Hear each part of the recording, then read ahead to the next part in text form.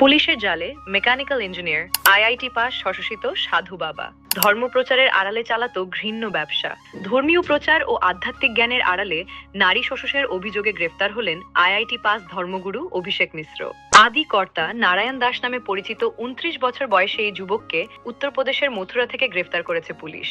ছত্তিশগড়ের এক মহিলার দায়ের করা অভিযোগের ভিত্তিতে তার বিরুদ্ধে তদন্ত শুরু হয়। পুলিশ সূত্রে জানা গিয়েছে, উড়িষ্যার বাসিন্দা অভিষেক মিশ্র মেকানিক্যাল ইঞ্জিনিয়ারিং ডিগ্রি পাশ করেছিলেন। পড়াশোনা শেষ করে কিছুদিন একটি বেসরকারি সংস্থায় কর্মরত থাকলেও পরে চাকরি ছেড়ে ধর্মীয় বক্তার পরিচয়ে নতুন জীবন শুরু করেন।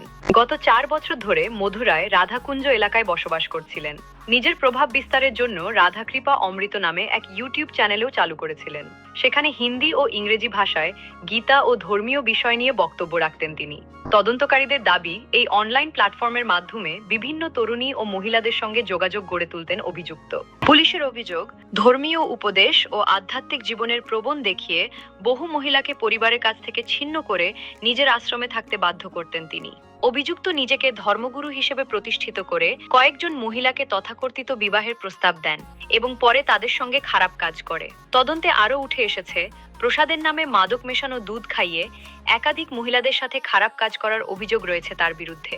তদন্তকারীদের মতে, ধর্মীয় বিশ্বাস ও আধ্যাত্মিকতার আড়ালে দীর্ঘদিন ধরে একটি সুপরিকল্পিত শোষণ চক্র চালানো হচ্ছিল কিনা তা খতিয়ে দেখা হচ্ছে।